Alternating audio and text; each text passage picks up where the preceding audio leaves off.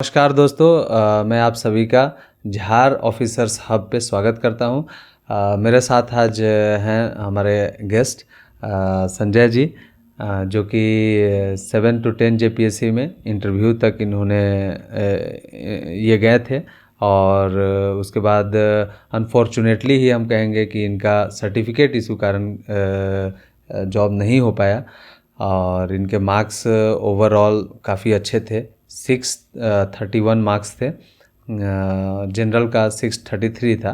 वैसे ये OBC category से बिलोंग करते हैं, लेकिन इनके कई कट ऑफ ये क्रॉस भी कर चुके थे कई पद के लिए अपने कैटेगरी में, लेकिन सर्टिफिकेट इशू होने के कारण मतलब अनफॉर्चुनेटली 7 to 10 JPSC में इनका सिलेक्शन रुक गया था।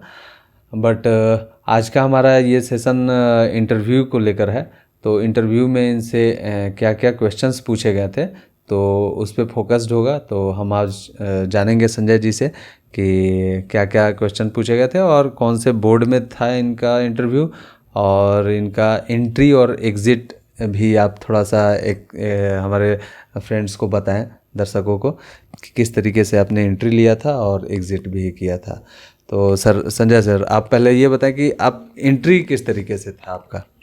एंट्री नॉर्मल जैसे होता है सबका, पहले जाके नॉक करना है गेट को, उसके बाद परमिशन लेना है आने का, तो वो अपने बुलाते हैं। फिर वहाँ जाके गुड मॉर्निंग, गुड आफ्टरनून जो होता है टाइम समय वहाँ का, उनके अनुसार सबका अभिवादन करने के बाद वो खुद वहाँ पे खड़ा हो जाना है, खुद बैठने के लिए बोलते हैं, बैठ जाना है।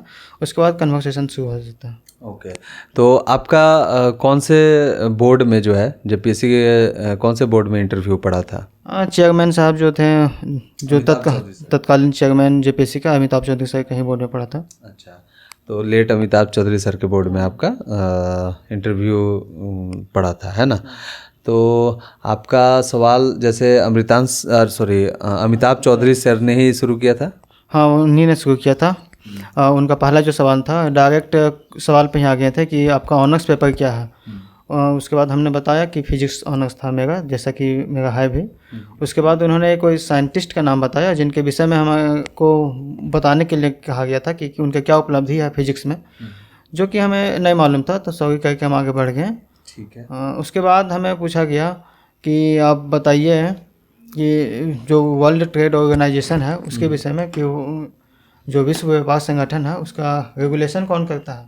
तो हमने बताया WTO। उसके बाद उन्होंने, उनके हाथ में मोबाइल था तो बता रहे थे कि अब एक्चुअली जो मोबाइल कम्युनिकेशन के बारे में पूछ रहे थे वो अमिताभ चौधरी सर ने पूछ रहे थे, उनके जो को मेंबर थे जी, उनके द्वारा पूछा गया कि आप बताइए कि जो मोबाइल कम्युनिकेशन, हाँ, मोबाइल जो उनको हाथ में था उन दिखा के बोले कि कैसे काम करता है इसका, जो हम बातचीत करते हैं कैसे। तो जो जनरल सैटेलाइट के, तो इस बोलते हैं टावर, जो मोबाइल टावर होता है, हाँ, नेटवर्क टावर, उसके द्वारा होता है।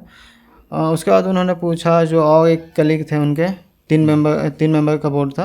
तो तीसरे मेंबर जो थे उन्होंने पूछा कि आप बताइए कि जो क्या होता है, उन्होंने भारत के प्रधानमंत्री के बारे में पूछ रहे थे कि आप वर्तमान प्रधानमंत्री से लेके फर्स्ट प्रधानमंत्री जो जवाहरलाल नेहरू थे उनका सीक्वेंस में नाम बताइए।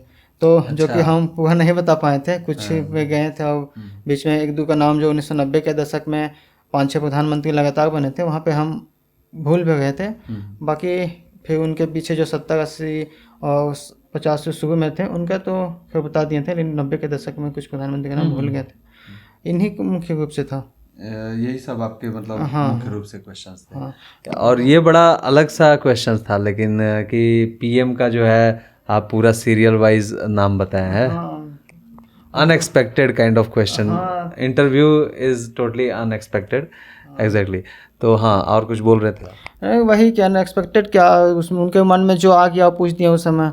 और प्रधानमंत्री तो फेमस रहते हैं यहाँ, बस एक यही थोड़ा टफ हो गया था कि सीक्वेंस में बताना है सबका और पीछे से, बस वही था और कुछ नहीं।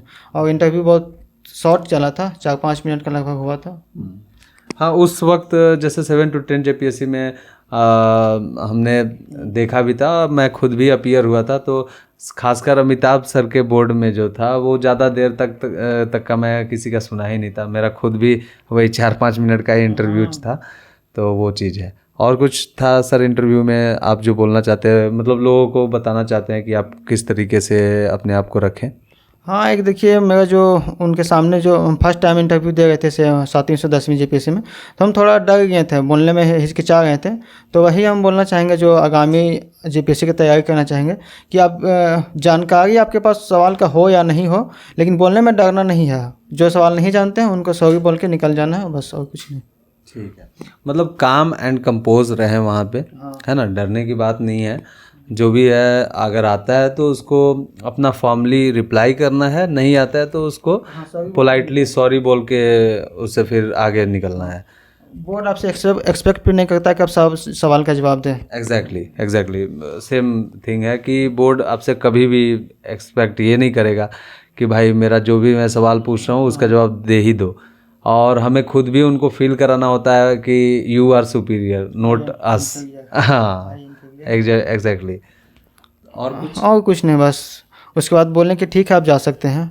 तो हम थैंक यू बोल के फिर निकल गए। ओके, तो निकलते वक्त चेयर वगैरह और ये सबको बहुत सारा जैसे टीचर लोग बताते हैं, तो वो आपका कैसा था पोजीशनिंग?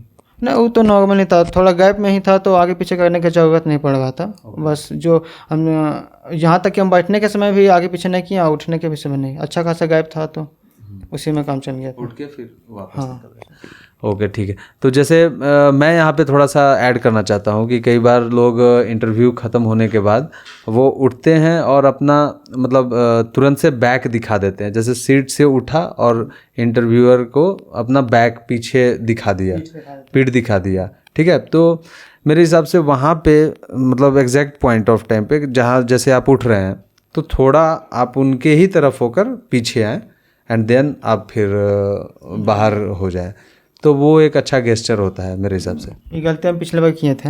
अच्छा, क्या आप उठते ही डायरेक्ट बैक हो गए थे?